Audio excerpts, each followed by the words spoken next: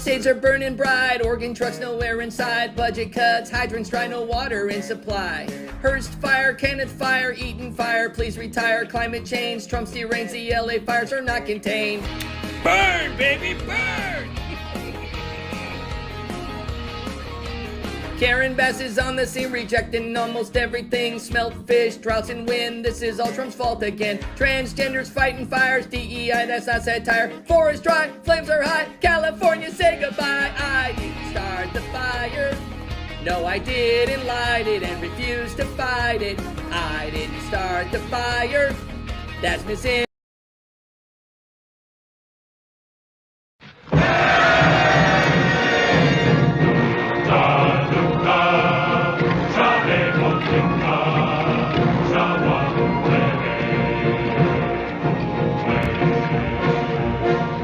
Like the Seminole, Navajo, Kickapoo, like those Indians, I'm an Indian too.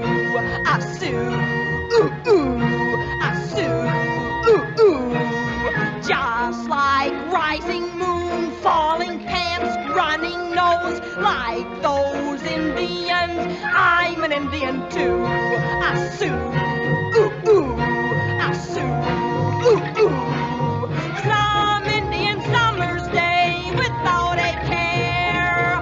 I may run away with Big Chief, son of a bear, and I'll have totem poles, tomahawks, small papoose, which will go to prove I'm an Indian too. I sue, ooh, ooh, I sue. Oh, I'm an Indian, I'm an Indian, I'm an honest Indian Indian. I'm an Indian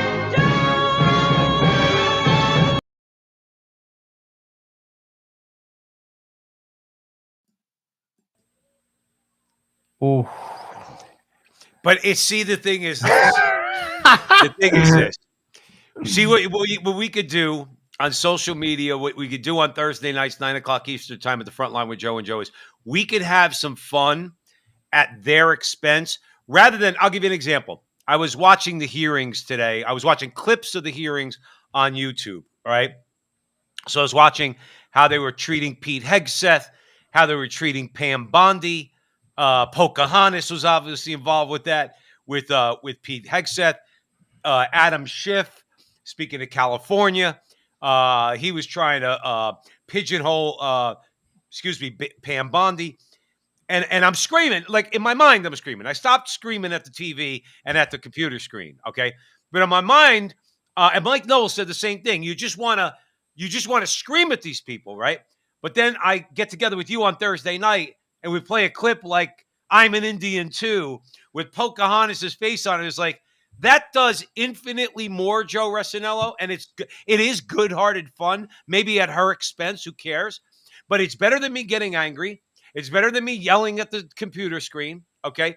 I'm not in the United States Senate sitting next to Pam Bondi or Pete Hegseth, so I can't yell at her. But you know what we can do? We can make some fun of her. We could lightly mock her a little bit because guess what? She is an unhinged lunatic, okay? They all are. Along with Adam Schiff and Gillibrand and that Mazie Hirano, I don't know what's wrong with that woman. Is that the best we have? You think that's about the best that. Democrat machine in all these different states, Joe. That's the best the Democrat machine in these states because Hawaii is going to elect a Democrat. So the machine says who it is. So Hirano is who it is. The machine elects the Democrat in California. That's why you had Kamala Harris. That's why you got Adam Schiff. Okay, the machine in the large states, in the blue states, they elect the people, not the people. The people don't elect the senators. The machine elects the senators. So to answer your question, Mazie Hirano's put there by the Democrat machine in Hawaii, and the Democrats, as we know, particularly in blue states, are controlled by the oligarchic global elites. Mazie Hirano is not qualified to be. I'm sorry, I wouldn't let her babysit baby Hitler. How's that? Okay. I wouldn't let her do that. She's the unqualified to do anything. But she sits there with that drawl, the way she speaks, give me a break. And it's like, woman, if you're trying to make me nauseous, you're doing a wonderful job. I'll be honest. Wonderful. I saw some of the Senate hearings. It's depressing, dude. They don't want answers. Like they simply do not. I actually think they hate this country. I honestly, Joe, I'll be honest with you. I watched that. They're not interested in fixing anything. They just want people to wallow in the muck. It's the But saddest thing I've ever seen in my life. I don't want to think that way. I don't. It's funny you're bringing that up. I think in my mind, am I being judgmental when I say Mazie Hirano is not an American? When I say that Adam Schiff is not an American? When I say that Kristen Gillibrand? When you act the way you do, when you know that you're lying through your teeth, you're lying through your teeth. You lied about Trump. Adam Schiff lied about Trump. They knew that the Russia collusion, it was all a hoax. They lied about that. They lied about the 2020 election. And now they're up there trying to get Pam Bondi to admit that the 2020 election was fair. She wouldn't answer, and I don't blame her. All right? My point is, you all act on America. Tim Kaine was judging Pete Hegseth on the fact that he cheated on his wife, yet he was Hillary Clinton's running mate and had never said anything about Bill Clinton and the credible accusations of rape. Well, this is what I'm talking about. They don't care about, like, listen, I'm not saying that cheating on your wife is good, but what I'm saying is all that's a show. Of course It's just a show. And frankly, like I said, they're not interested in fixing. Like, I don't know. Maybe they just have a twisted view and I just don't understand it. Maybe that's it. But look at the output from all of these policies. Dude, the country is a wreck, Joe. I'll be honest with you. It's a friggin' wreck. California's finished. California is not getting fixed because you're not going to be able to pay for a home and get insurance. Well, listen, I hope all those people, I hope they all leave. Okay. I mean, I obviously I wish something better or pray for something better for them, but I'm sorry if you look, I said this before to you on the show. I believe you expressed the same sentiment.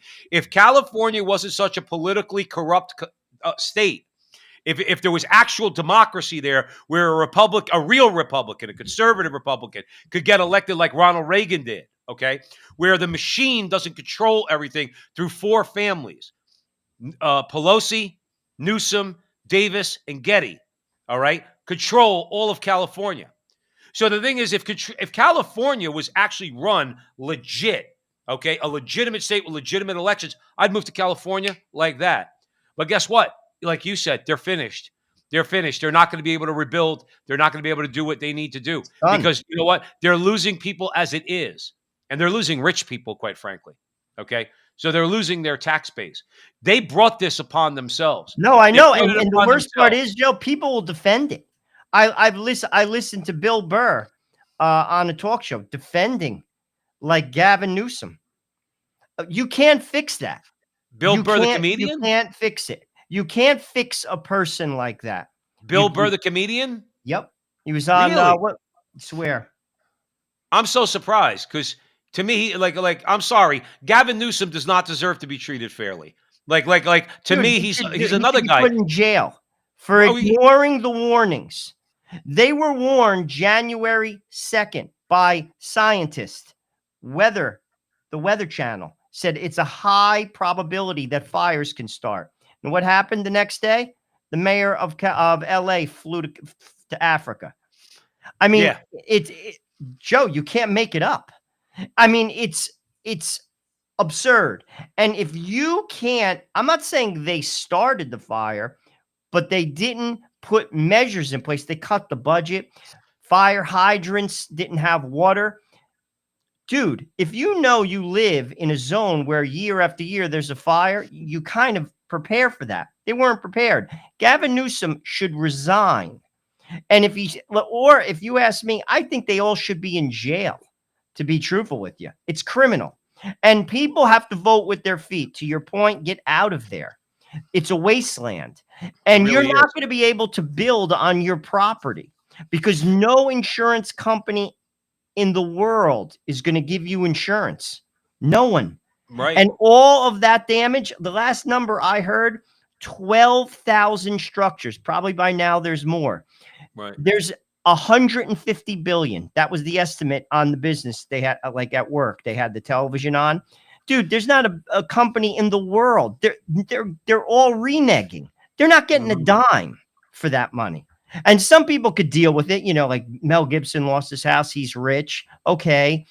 But there are people there who are well-to-do who aren't Mel Gibson. They're not getting a quarter. No, they're not. They're not getting a quarter.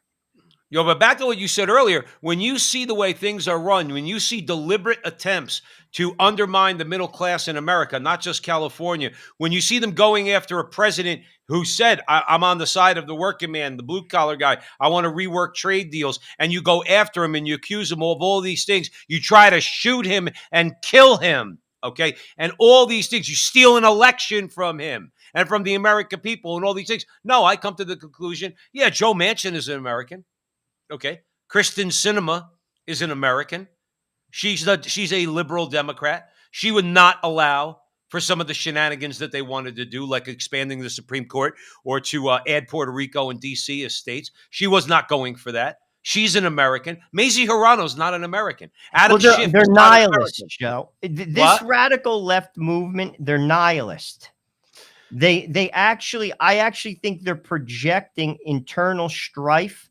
Like it's almost like they're putting their sins upon society. And then when society burns to the ground, they almost say, well, you had it coming. You deserved it. Well, think about it. Let me ask you a question. You're going to tell me that this is a party that doesn't hate humanity? In other words, there's a sheer, while at the same time they call everybody a virtue signal, they call everybody else intolerant and hateful and all these things, simply because we acknowledge differences in worldview and we argue those things, but they want to break everybody into groups. Okay.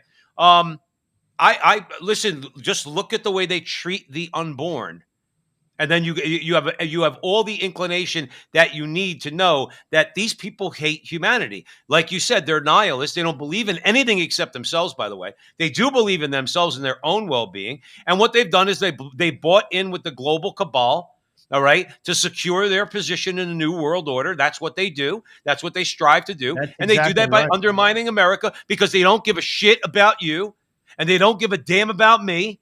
They don't care about our families. They don't care about America. They wish that bullet hit Donald Trump in the head and that Lindsey Graham would be president if it's going to be a Republican because they could control him because he's bought and paid for it too. This is the truth. These people hate humanity. Well, and remember, people have to Bernie see is, Sanders was asked real quick because we're going to play a clip from Bernie Sanders in a little while. Everybody, we got a lot of clips for you tonight, so I don't want to be too long-winded. Joe, all you need to see is they asked Bernie Sanders when he was running for president, okay? This is why no matter how much sympathy I had for him because he got that primary robbed, they robbed him of that. oh, I know that. That's just no Here's doubt. what he deserves. He deserves hell because standing up there, they said, do you believe, what is your view on abortion? He says, I believe in a woman's right to choose. And then they said, well, what about restrictions? Sir, I believe in a woman's right to choose. That means he's okay with killing babies up to the moment of birth. He is the prototype of the Democrat, the pro-death Democrat. They hate humanity. They certainly hate America. And the only thing they're interested in, okay, is lining their pockets and gaining as much power as they can.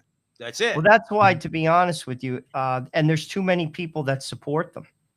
Because that's why, to be truthful with you, Trump is just a drop of water. It's the people, us. The people have to see what it's all about. It's not about you when it comes to them. It's about them. And that is the truth. And people have to see that. They have to see that. Well, And do you think that people, well, here, you tell me. Increasing rights for people who have been marginalized. I'm all for that. But they don't know when to stop. And that's what the message of the electorate was, that the Democrats are all for the oppressed.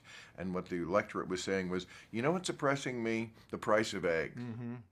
Okay, right. That's what's oppressing me. Are there still racists in this country? Of course. Is that still an issue? Yes, it is.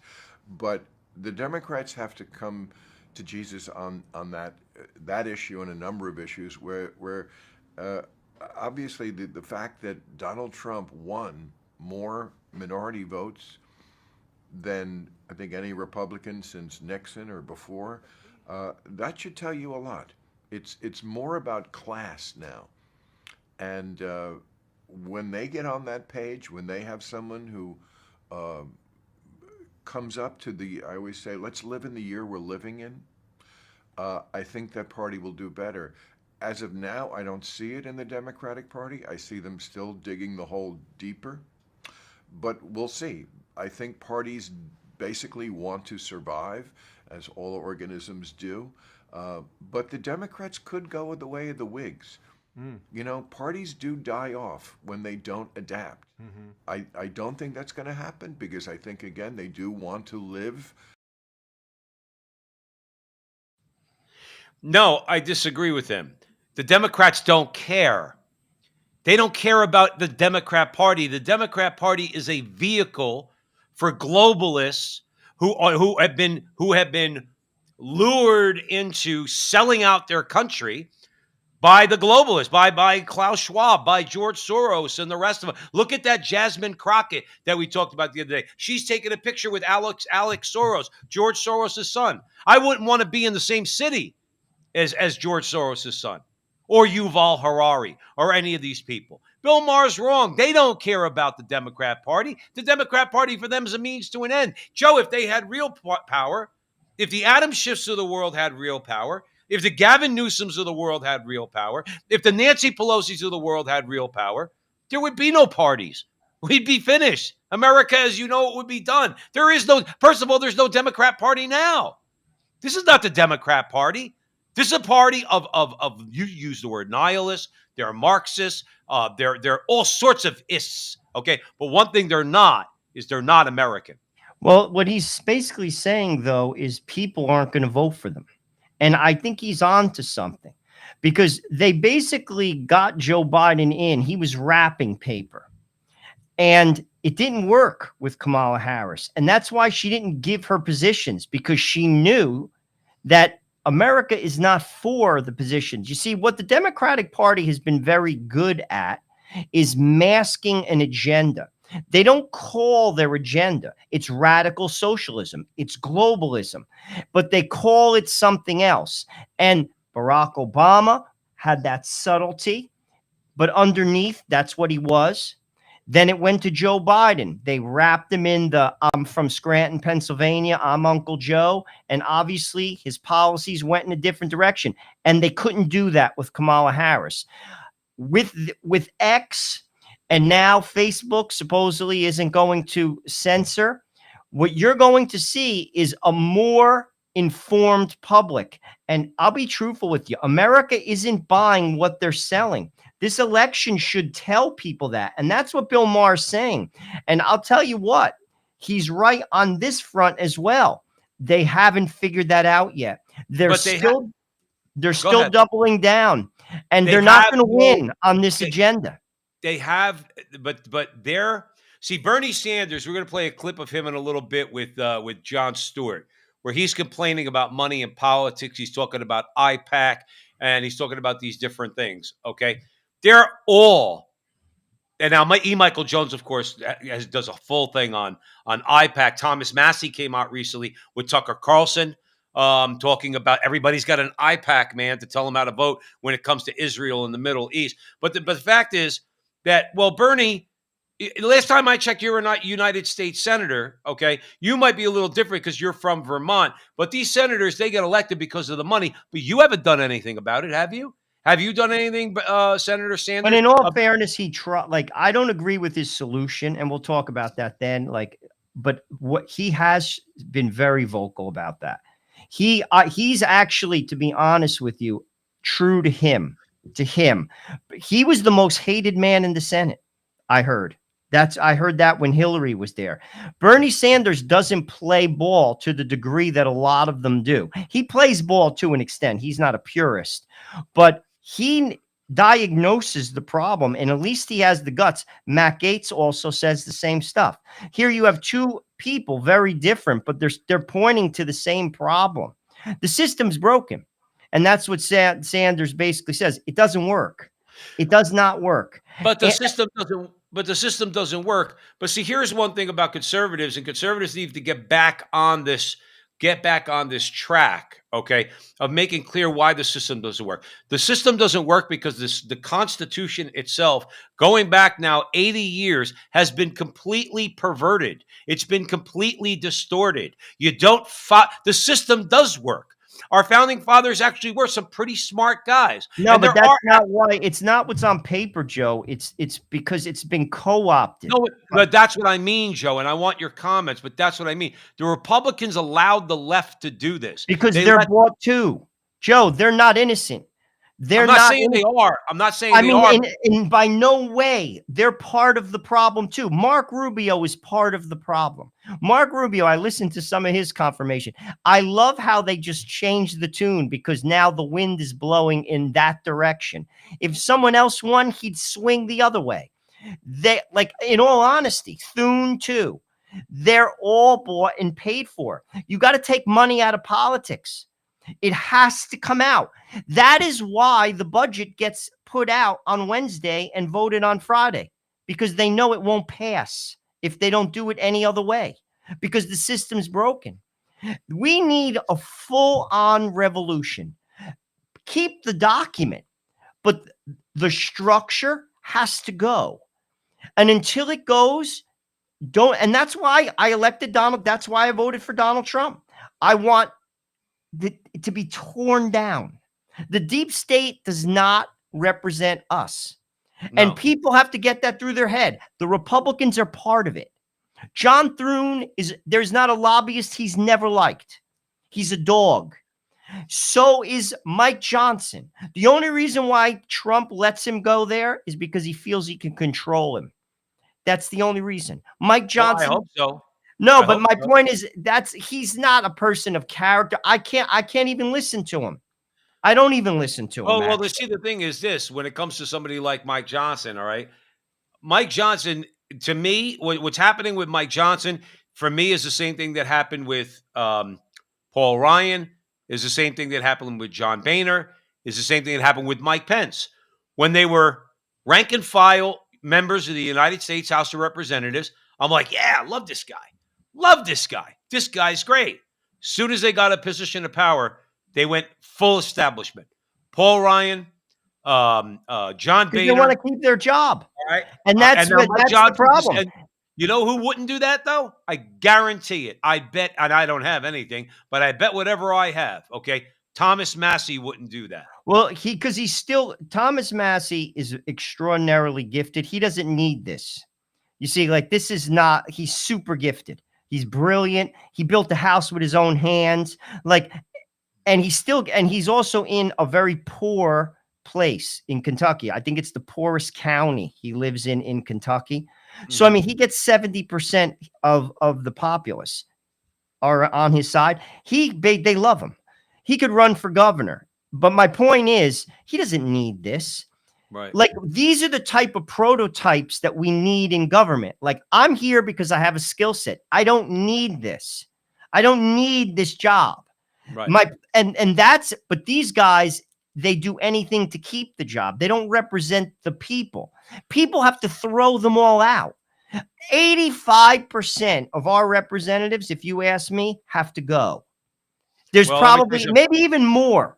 The first place they have to go from, not for nothing, is California. He's got a right to cry. Let me tell you something, little girl. I mean, nobody, and when I say nobody, I mean nobody normal thinks about going out to California. I mean, that's the land of fruits and nuts. And every fruit's a little nutty, and every nut's a little fruity. So what are you saying? There's nothing nice about California? The only classy thing I know to come out of California is the roller derby.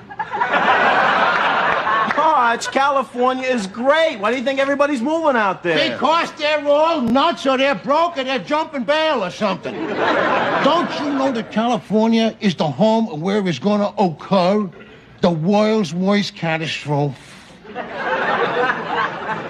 Catastrophe? Yes, dumbbell. Don't you know that California's sitting on a shelf out there? They call that the Pacific Shelf there. There's 3 states on that shelf: Oregon, California, Missouri.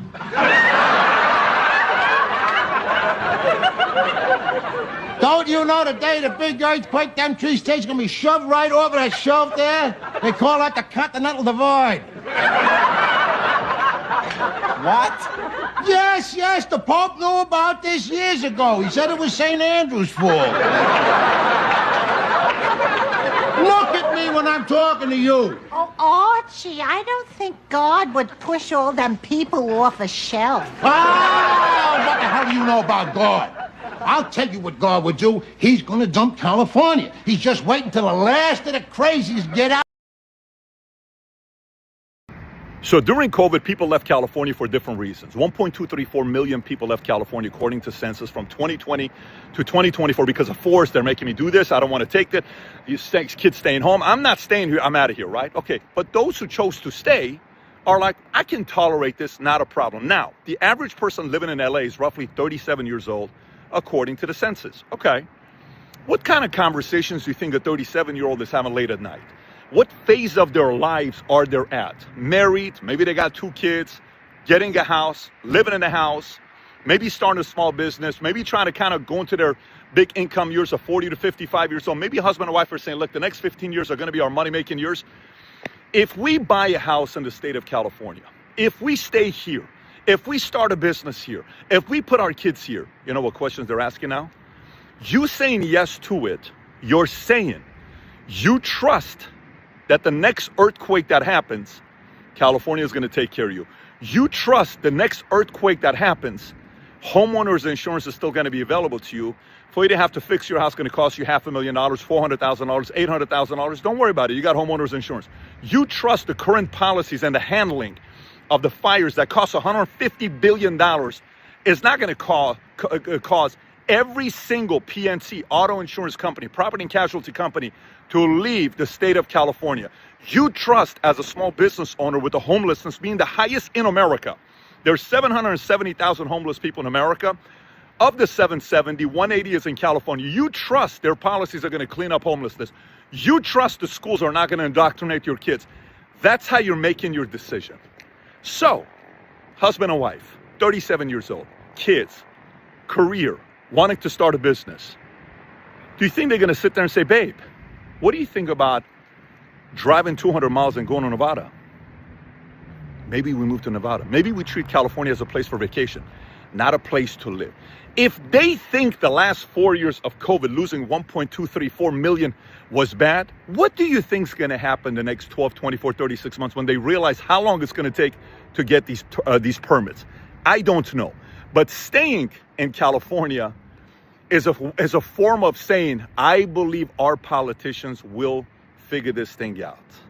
And you have one of 3 choices. Leave, stay and tolerate, or find a candidate to go beat everybody and vote in. Now, here's my issue with that. What Patrick Bet-David is spot on. He's a businessman. He's a smart guy. He's exactly spot on. Okay. Here's the issue that nobody wants to talk about, even now that Trump got elected. Pat, doesn't matter if you vote a certain way in California. The elections are rigged, dude. So do you really think people want this? No, I'm with you, brother. They don't want Gavin Newsom. They don't want to be run by Nancy Pelosi. They don't want LA and San Francisco running the entire state. The place is rigged. It's been this way for years. The only Republican that can get elected is an Arnold Schwarzenegger or a Gray Davis. And they're just liberals. There's nothing conservative about them. Arnold is a liberal. He's pro-abortion. He's against oil.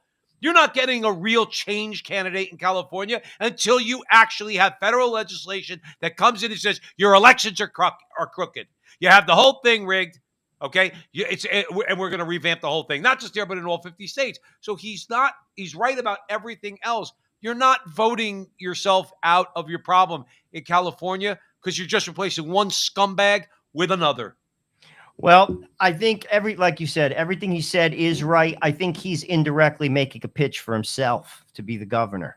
That's actually what I think he's trying. Is he in California? Yeah. He's a California guy. Well, I'm almost 100% sure of it. I'm almost 100% sure. Now, he's wealthy, but he lives there.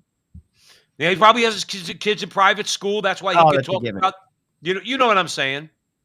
But ultimately, to your point, the election system, and this has been said, that's what they tried to do. They tried to make the whole country a one-party system. That's why they opened the border.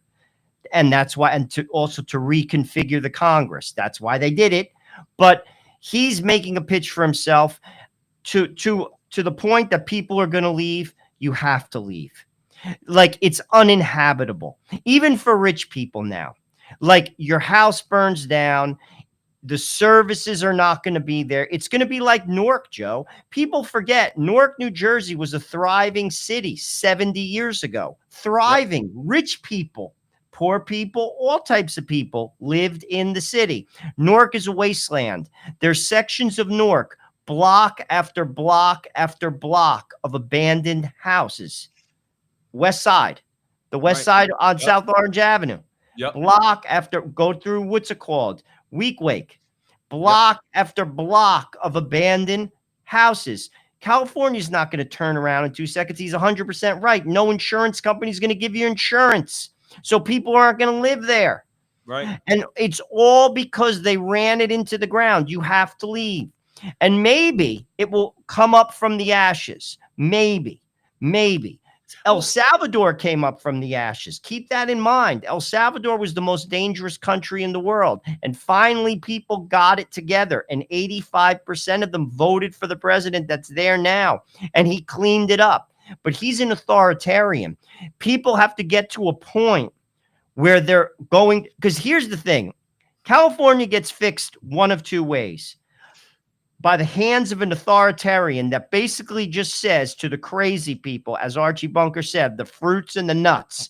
You have to basically say, no, we're not doing that. Or they have some type of a religious revival. They're struck by lightning. And other than those two things, they're not having it. And people, I listen to clips. People are defending Gavin Newsom. There are people who are like, dude, you can't fix that person. You can't fix that person, Joe. Right. That person is a special individual. Like, you're just like, okay. Like, it's like somebody that's a drug addict. Right. What are you going to say to them? They're killing them. That would be like trying to defend somebody in New York who's defending the actions of Andrew Cuomo during COVID. It's like, or what's his face? The other lunatic that was the mayor of what the heck? De Blasio. Yeah. I mean, who gutted the police department. Now New York's a slum. Right. He took $1 billion out of the police department. Dude, you're special. Like, there's a point when someone gets to that state, there's no talking to them about it. There's no arguing. There's no rational conversation you could have. They're special. And there's too many of them. It has to get to a point like it was in El Salvador. People were getting killed left and right. The gangs ran it, and basically they voted for an authoritarian who basically arrested 70,000 people within the first 6 months of taking office. Now it's one of the safest countries in the world. Well, let me tell you something. If there's one thing, listen, if there's one thing if you want a good indicator, if you're in government, if you're Donald Trump or you're a senator or a member of the House, if you want a good indicator on if you're proposing the right thing to do, all you have to do is propose something and wait for the reaction of the left. So the reaction, because what we're going to get, Joe, we're going to get mass deportations. And it's going to start with the violent criminals. It's going to start with all those people that Trump has said, Tom Holman's they're already laying the groundwork. There's going to be mass deportations, just like you said in El Salvador, right? 70,000 people got arrested. Okay. Probably the right people got arrested. And the same thing if 10 to 20 million people came into the country, we have to start deporting them 1 million at a time and getting them out and letting them come through the normal ports of entry. Okay. But my point to you is this. That's going to be some of the bold action that's going to be taken, because you hear the left saying, oh, there's no way you could do that. It's heartless. It's this. They come up with all sorts of things. And when you hear that level of shrillness on their part, you know that Trump can actually do this and put a big dent in that. So I'm hopeful. And one of the things is, too, we got to remember, and this is where I blame the Catholic Church. I do. I do. Because in all the Hispanic, they're so damn fearful of their tax exempt status that they're so fearful of being construed as making political statements. I got a priest friend of ours here. I don't know if I told you the story or if I let everybody at the front line with Joe and Joe know. Priest friend of ours had a letter written about him to the Bishop Dolan here in the Phoenix diocese, right? So our friend, this priest, a guy walked out of mass because he used the words deep state. He didn't say Donald Trump. He didn't say Joe Biden. He didn't say Kamala Harris. Okay, and I know him. He was during the prayer of the faithful. He was praying that the enemies of God in the deep state are defeated. That's what his prayer was. Guy walked out, wrote a letter. Now, my larger point is this. The reason why I bring that up is because, Joe, most of the illegals that have come to this country are Hispanic. And most of those people are Catholic. There's other Christian denominations. Most of them are Catholic. And the Catholic Church is not telling those people from the pulpit about what both parties stand for and educating those people. Because if you told the average abuela in Phoenix or in LA, okay, in other words, that let's say that came to this country, if you tell them what the Democrat Party stands for, that grandmother is going to say, oh, in her Spanish accent, absolutely not. I'm not in favor of that. But the Catholic Church does a piss poor job of educating these people, of letting them know, listen, we have two parties and you have to vote your conscience. But this is what one party stands for. We want you to know that. And I'm sorry that's a bit of a rant, but if you really want to see the left get pissed off, the Catholic Church starts educating our Hispanic brothers and sisters, Hispanic American brothers and sisters, and letting them know what the Democrat Party stands for, because I don't think they do. You know who does? Hispanics that have been here for a generation. Because guess what? As we put a clip on the other day, Stephen A. Smith said, and we commented on it, all right, where Hispanics and 20% of African American men, in other words, and other people who you wouldn't think vote for Trump because they're not for this nonsense. They're starting to get their consciousness raised. The church needs to do a better job of letting a lot of people know exactly what this party stands for. They are the party of death. And I think that would make a very big dent in, let's say, some of our problems if the church was more bold when it comes to that. Well, the church could be bolder, but and I would never vote for a Democrat. They could be better. There's no question about it. But the Republicans aren't perfect either, at all. No party is perfect, and I'm not defending. To me, the vote is clear. The lesser of the two evils is clearly Donald Trump. There's not even, we could go through in the evil, intrinsic evils, killing children up until birth, same-sex marriage, transgenderism, teaching children sexual activity at the age of 9. We can go on and on. Younger and than on. that. And that should be talked about. To your point, they could do a better job of it. With that said, though, will people listen? Because I'll tell you what, I could speak for my church. They had a march before the election, and they prayed that they did. And I give them credit for that. And we went to it. Wait, but you're talking about your parish. My parish. They did the same thing in 2016 because we went together, remember? So but they did it again. And my point is, will people respond? Joe, I see Catholic clergy on social media defend Joe Biden. Yeah. I do. Yeah. You can, again, you're a special person. I can't talk, there's nothing I can do. I'm not saying Donald Trump's perfect. Donald Trump's for abortion too, but he's not for killing a kid in the 9th month of pregnancy. Again, he's far from perfect. But my point is, then don't vote. It's not even, to be honest with you, a choice. The Democratic. We're gonna play a clip in a little bit, okay? Showing just how insane they are, involving Nancy Mace, okay, who I think is spot on. But Joe, let's do a little like this. We're going across America. Let's just go a little north for a second. Mr. Polyev, Elon Musk seems to be a fan of yours.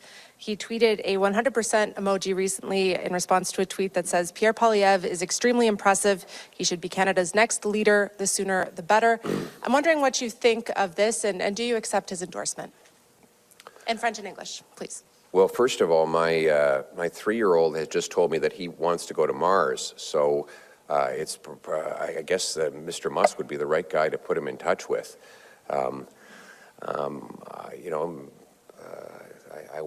The fact is that it'd be nice if we could convince Mr. Musk to open some of his factories here in Canada and create some jobs, high-paying jobs for our people. I think Tesla, his company, is one of the biggest, if not the biggest, automotive company in the world. Wouldn't it be nice if we were producing more without corporate welfare, without corporate subsidies like the Liberals favor? We had more of that production here in Canada. I think that would be fantastic. So if I ever get a chance to meet Mr. Musk, what I would say is, how do we make this an economy where we bring home hundreds of billions of dollars of investment to Canada so that our people get the paychecks? And why is it that after 9 years of NDP Liberals, it's Americans that are getting all the paychecks and all the growth? What is...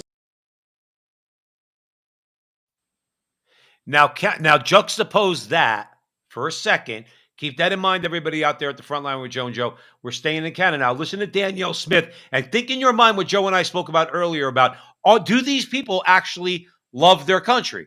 So in this case, where's that question about Canada? So there's Polyev. Here's Danielle Smith, and then we're going to come back. Yesterday, Foreign Affairs Minister Melanie Joly talked about, she was asked specifically if in negotiations with Trump, Canada would consider an energy embargo on the United States. And I want to, as leverage, what do you think, what do you make of what she said? Well, first of all, it's oil and gas that's owned by the provinces, principally Alberta, and we won't stand for that. And you should never, ever threaten something you cannot do. And I would encourage the minister to look at a map of where Line 5 goes. Line 5 comes down through Michigan to get to Sarnia. And then that feeds the bulk of the supply needed for Ontario and connects with Line 9, which feeds the bulk of the product needed for Quebec.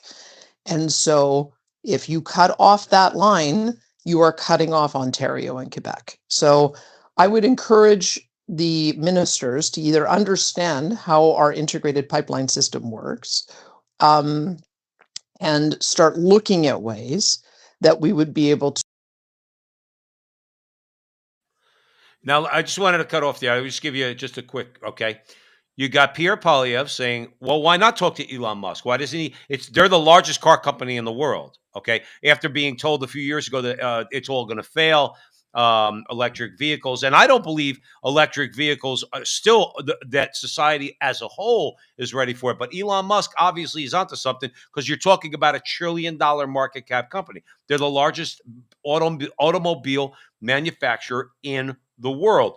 Pierre Polyev wants paychecks for the Canadian people. Okay. Danielle Smith is talking about a minister who's talking about an embargo against America. Who do you think you're hurting, you idiot? You idiot minister. You'd be hurting the people of Canada. And as Danielle Smith just pointed out, that she cares because she doesn't want oil and gas. Well, that's my point to you is that in others, but then I got to be told all the time that how dare you say that she's not a real Canadian or Adam Schiff or Mazie Hirono are not real Americans. Well, you don't act like it. Well, they don't care about regular people. You know, when they say climate change is the largest existential threat we face, they're actually telling you the truth. But the threat is it's going to destroy you. It's not that, like, climate change destroys the regular person. It destroys the middle class. It's a fact. Right. It's a fact. 1 in 4 people in Canada are below the poverty line. 1 in 4 because of Justin Trudeau's globalist ideology. It destroys the middle class. And that is what they want. They want globalism. And they don't care what the ramifications of that are. If that oil and gas, like she just laid out, gets cut off, in her mind, great, good. Right. And that is what people have to see through. Good. I don't want you to have gas. We want to go away from that completely. Right. Oh, but that affects my life. That means food's going to go up. It affects the supply chain. And what my answer to that is, I don't care. I don't care. They say that with their actions, not with their words. And they probably say that at their own kitchen table. And by the way, you said, I'm okay, though. You're not, but but I am. Well, I was going to make a point to you. You said 1 in 4 people in Canada are at or below the poverty line. Joe, these are people that want that number to be 3 out of 4. Remember, I wish people would understand the impulse of these people. And this, you got to give a little history lesson. There's a reason why the French revolutionaries went after and vilified and went after the bourgeoisie and the church. Okay, because the bourgeoisie considered, I guess, what we would call the middle class.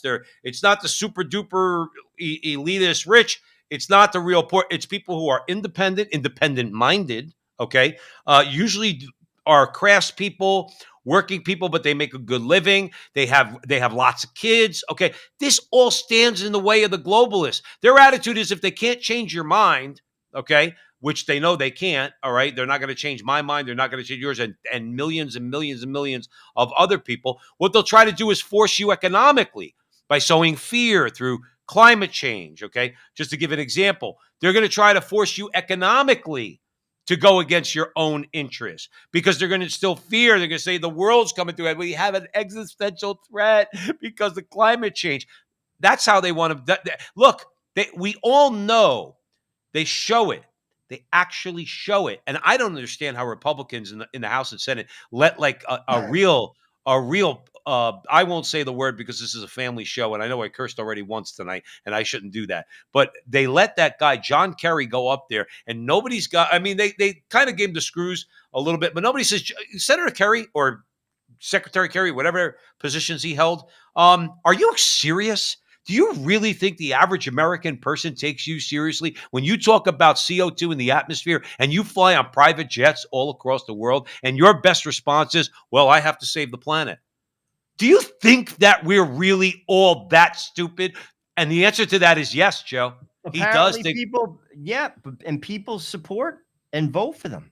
It's like the same people, they get mugged on the New York subway and they vote for the Democrats who put those policies in place. You're a special kind of person. There's nothing I can say to help you. And that is a lot of people, Joe. That's the problem. That's the problem. It defies logic. It's not linear. It's not rational. And if you just study people, and I do sometimes, like on social media, you look at how people react to things, you say to yourself, you're completely incoherent, like with what your station in life is versus your position. It's completely incoherent. You're cutting your own throat. You're a cop and your wife is a dental hygienist. And you're voting for people that are making you poor. Right. Like, I don't know what to say to that. And if you're a cop and you vote for these people, you're voting for people who hate your guts. That's right. This is what I'm talking about. Like, it has nothing to do with ideology. I'm just talking from a practical level. Yeah. Like, I just sit there and step back and I'm just like, you're special. I don't know what to say. Like there's nothing I can say other than I don't know what to say. And there's too many people like that. They're everywhere. And that's the problem. And that's why, to be honest with you, the solution is so much deeper than the president. Because even if Donald Trump turns the country around, people won't give him credit for it. People will still dig in. People will stomp their feet. They're not interested in the solutions. They don't believe in what this country is about. They don't believe in it. Right. They want frankly, and anytime you mention any rule, you're a Nazi, you're a fascist. They just want to do whatever they want to do. Be damned everybody else. If it affects you, too bad. Joe, we watched in the Olympics a man beat up a woman. Right. You're going to convince that person of something? The people who set that up? Right. Dude, you're special. You're a special type of person. There's Listen, we're gonna nothing I remember- can say to you. We're going to remember moving forward for all our subsequent shows. That's the new catch line here at the front line with Joe and Joe. Take this. You're a special kind of person. You're special. Hey, listen, I think it's perfect because this way it prevents, because I'm going to steal it from you. This way it prevents me from using words on this show. No, but it's true. I mean, if you're going to look me in the face and say that that's okay, dude, there's nothing I can do. There is definitely something special about you. Well, listen, special. there's something special about this guy, too. I have been very critical, I don't know what your view is, of what Netanyahu has been doing in Gaza. Okay? Brother, preaching to the Okay. I would say choir, but you and I both probably had to go to a synagogue, so I don't know what I'm preaching to the cantor. Okay, good. Yeah. I introduced legislation that would stop arms sales to Netanyahu. We got 19 votes, which observers thought was very significant. Right. Significant majority of people who consider themselves Democrats agree with us. I got 19 votes. Okay? The American people do not believe that we should be supporting a government that is starving children right now as we speak. But if you stand up, you're going to find that AIPAC and other billionaire-funded super PACs are going to go to war against you, putting huge amounts of money in a primary in your general election. So it's not a question of not understanding. There are many members of the Senate who will come to you privately and say, my God, what Netanyahu is doing is outrageous. Money. That's the problem. That's why the system doesn't work. That is why the system, I'm telling you, no matter what side of the policy you're on, he just told you why the system. And it's not just that issue. It's all of them. That's why they're attacking. You and I were talking about this yesterday. That's why they're attacking RFK. And they're calling him, he's anti-vax. It has nothing to do with that. It has everything to do with he's going after big pharma, big ag, and big food in America. And they're not having it. Right. And because that's how they get their money for their campaigns. Bernie Sanders just said it straight to your face. Right. He's been in the Senate a long time. He knows how the game's played. That has to change. If that doesn't change to a degree, it really doesn't matter who the president is. There's very little difference between Barack Obama and George Bush, if you really come down to it. Very little difference. And that has to change. And that's why, to be honest with you, we need a revolution. That's what Donald Trump was elected to do. Well, how are you gonna first of all, I do want to make one comment. I'm not trying to stir the pot, but you see what Bernie Sanders just did? Bernie Sanders just pointed out that if you open your mouth against Israel, IPAC is going to make sure that they fund your opponent, and then you're going to be out of office. He could say that, right? E. Michael Jones says the same thing. E. Michael Jones is an anti-Semite. I don't like that unfairness, because if Bernie Sanders could say it, anybody, Thomas Massey said it.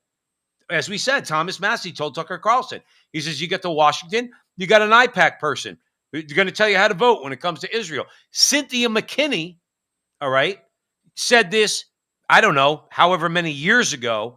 Same thing. First day in office, she gets a fax come across when they used to use faxes. Used to come across the fax machine. It was a letter of pledging your support for Israel sent to you by IPAC.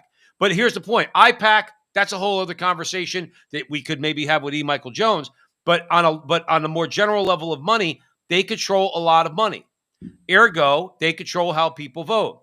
Monsanto and some of these other companies, these big and the big pharmaceutical companies and the big ag companies, they control a lot of money. So they control how Lindsey Graham is going to vote. So a guy who's qualified to talk about health and other issues in that regard, RFK Jr., Okay. Lindsey Graham is not going to vote for him. Why? Because Lindsey Graham will get cut off. I actually hope he does, because we're going to play a clip from Nancy Mason a little bit. I hope she becomes the senator from South Carolina. And I've had a couple of issues with her, but I just wonder if you're waiting for the House and Senate to vote money out of government, it's not going to happen. It's not. And this is this. No. That's why it has to be a revolution. You're right. It's not going to happen. Power is taken. You're right, Joe. I agree 100%. They make the rules. Why would they make a rule that doesn't benefit them? But what has to happen is people have to see it. What Bernie Sanders just said is 100% right, but not enough people see it or understand it. They don't understand it. They don't know how the sausage is made. And that's the beauty of X. That is the beauty of X. Because the more people actually understand. Now, listen, I'm not saying, I have been saying it. Bernie Sanders is a Democrat. He's as far left as it gets. He's saying the same thing I'm saying. He's saying the same thing Matt Gaetz is saying. Same conversations he's been on X saying the same thing. Right. We need the mailman to understand that. We need the police officer to understand that. We need the garbage man to understand that. We need the regular man and woman on Main Street all across America to know what he just said. And then it changes because they'll demand it. They'll demand it. And that is what the press has prevented from happening for decades in America. Because they're in on it too. I was going to say they got their fingerprints all over this. They get the money from their advertising. And the advertising guy calls the executive producer and says, don't you dare let that guy say that. Or I cut that check. And the executive producer calls his underling, the producer, who talks to the pundit and says, you can't talk about that, Bob. Bob, you can't talk about vaccines. That's why we said last week here at the front line with Joe and Joe, Zuckerberg's move could have been a move of just pure competition with X, saying, look, free speech is what people want. This whole clampdown on free speech is something that the American people are not going to take lightly. People want to be able to express their ideas, and I'm not going to let X blow up and bring my market capitalization down. So guess what? All you so-called fact checkers that are employed by Facebook / Meta, here's your pink slip. We don't need you anymore. Thank you for your service, but we don't fact check people anymore. People can say what they want. It's a smart move. Let me say something. I'd be careful if I was Mark Zuckerberg, because he's going to end up on their hate list too, just like Elon Musk. I still break up Facebook. I'm not saying I wouldn't. I'm not saying I wouldn't. It up. They're dangerous, and I think he's an opportunist. And I'll be honest with you. That's another thing. We have to have a long memory of what they did to people during COVID. Sorry, I remember what you did. I remember it. I forgive you, but I'm not letting you do that again. I'm not stupid. And people have to remember that.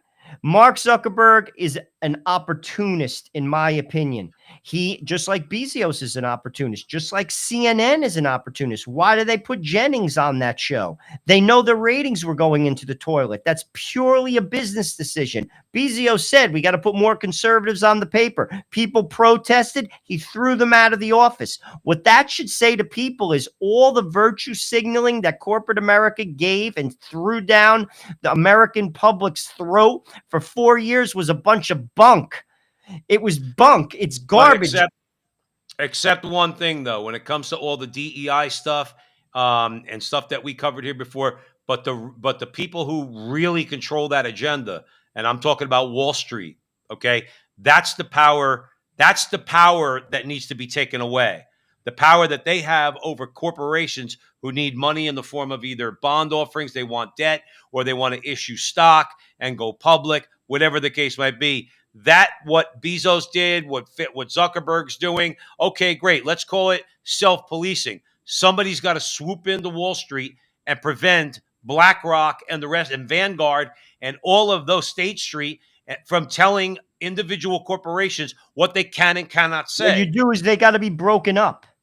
I agree with you on that. They need BlackRock's to be way broken too up. big. That you speak with the gavel. You see, that's what those men understand. Those men don't understand. Dude, words don't mean anything to Larry Fink. You break him up. You say, Larry, it's over. Party's over. He understands that. You have his attention then.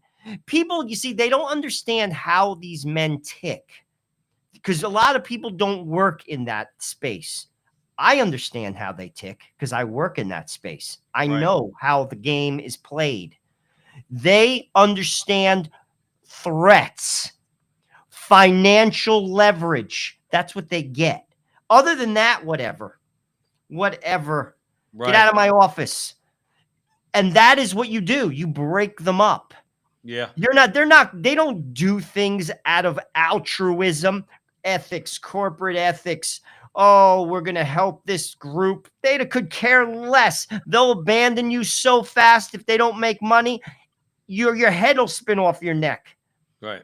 And people should see that because they're already dropping DEI programs. The FBI just dropped the DEI programs. Companies are backing away from it. I'm hearing politicians publicly say, you couldn't say this 3 years ago, there are two genders. Well, here's somebody who couldn't say this 5 minutes ago. Here's a woman with some stones. Thank you, Mr. Chairman. Again, I don't know what's going on today. I find it extremely rich and offensive. So we're talking about civil rights. I'm the former ranking member on the Civil Rights Subcommittee, something I believe in civil rights and civil liberties of all Americans. And we were talking about infringement of individual people. Also, quote, the right to privacy of individuals. Coming from a party that can't define what a woman is and won't give women the right to privacy. You all want men with penises, chicks with dicks, in the bathroom with us. You want women to be forced to undress in front of men in the locker room and in dressing rooms. And it's so hypocritical for you to sit here and say and be, screaming from the rooftops about the right to privacy and civil rights when you don't respect women. And you don't respect women who've been raped, women who are victims of sexual abuse. And you want me, a victim of rape, a survivor of rape, to go into a locker room and be forced to undress in front of a man? You have to be effing kidding me. So I don't want to hear about you talk about rights, individual rights, civil rights, because you can't find the courage from the 60s to fight for women all around America, fight for women like me, every single woman. And as a rape survivor, I shouldn't have to explain to you why women have rights and why women, when we're in the bathroom, when we're in the locker room, when we're in a dressing room, why I don't feel safe. Now, by the way, after that rant, which I just was like fist in the air again, and this is attributed to, I'm going to attribute now. Nancy Mace says stones. Now, I'm not trying to be funny when I say she's a woman who has stones. You know what I mean. She's got nerve, okay? And to go up there in the House, especially as a member of the House, and use the language that she was using, okay, I think is fantastic, all right? Because she was being very blunt. You're talking about men with penises and blah, blah, blah, and all that kind of stuff, and then the hypocrisy of the left. So she's one of those people that gets up there, and she says it the way it is. The only icing on the cake that was not part of that clip is that when Jasmine Crockett, what a winner she is, okay? She's a special person, Joe. She's special. She's a really special person. She's when special. Jasmine Crockett tried to say something to Nancy Mace turned around and said, do you want to go outside to discuss this? And I love it. I'm sorry. You want to be in the gutter. You want to sit there in the gutter and talk about how virtuous you are and call the other party this thing and that thing, and Hillary calls us deplorables. Well, you know what Nancy Mace said? Well, guess what? If you're down there in the gutter, I'm going to get down there with you, and I'm going to win. Go, Joe. Well, ultimately, what she's saying is true. They're not consistent. We just talked about this in another conversation earlier. We watched a man beat up a woman on television in the Olympics. We watched that with our own eyes. And I'm not going to pretend that that's okay. And that's what she's speaking to. It's not consistent. I'm amazed that the feminists kept their mouths shut the last 4 years. And I give credit, and I disagree with her on just about every issue. Rawlings, the lady who wrote J.K. Rowling, yeah. She at least had the courage. Now, granted, she's very rich and she's above it, but I still give her credit because they gave her hell. She had the courage. Her wealth doesn't shelter her from death threats, and Well, she's gotten death Well, threats. there you go. And that's what I'm saying. How could all these feminists who pretend that they basically are pro-woman allow what that woman just talked about? Right. To be honest with you, and how could you sit there and watch a man beat up a woman? How could you think that that's fine? How could you support Joe Biden when a woman came out publicly and said that he assaulted her? Do you know that woman left the country? She was interviewed by Tucker Carlson when he was in Russia. She lives in Moscow because she was getting death threats. Right. All she was doing was saying, this man pushed the boundaries of my privacy. He touched my person, and it wasn't warranted. And she wasn't defended. So I don't want to hear about feminism because you're not a feminist. You're not pro-woman. And I'm not even going on the abortion position because I could talk all day how that's not pro-woman either. Right. So what she's saying is spot on. There's no consistency. And I don't know how the feminists, it just goes to show you how in the bag they are too for their political camp. That they don't even have the courage to cross the political line when it's not in your interest or your daughter's interest. Right. It's sick. And what really she's is. saying is spot on. It's spot on and it's inconsistent. And Crockett goes on in another clip. Basically, they were having a back and forth. She's saying transvestites aren't going anywhere. They have rights too. They do have rights. I'm not trying to take away their rights, but you don't get to infringe upon my rights. You see, that's what they don't understand. Right. I have rights too, and I have 2 daughters, and I have a wife, and they have rights too. That's what this woman was saying. And if this man is going to go and pop a squat next to my 3-year-old daughter, I have a problem with that. Right. And I have a right to say it because I count too. But in their mind, we don't count, Joe. Right. You see, that we don't count. You have to just accept it. You have to accept it. Well, guess what? We're not accepting it. And women shouldn't accept it. And don't you dare call yourself a feminist if you swallow that bunk. Because it's just that. You know damn well if you're in a public bathroom in Central Park and some guy who's 6'3" walks in dressed up like a woman and goes to the bathroom next to your daughter, you're going to be terrified. The most liberal woman in New York City will be terrified. So don't you tell me this crap because it's just that. It's crap. No, you're absolutely right. And that's a perfect place to end it. Calling it crap and telling them that they are very, very special people. They are special. Thank you all for joining us in the front line with Joe and Joe. We love you all very much. Make sure Thursday nights, 9 o'clock, you join us here, 9 o'clock Eastern time, where we go around the world and we talk about all these things. Hey, if you like our conversations, please share them. X, Rumble, and you know what? For now, we'll give Mr. Zuckerberg the benefit of the doubt. So make sure you share on Facebook too and like and subscribe. Do all that fun stuff. Thank you once again. We'll talk to you all next week. And remember, until the next time, that our conversation is your conversation. And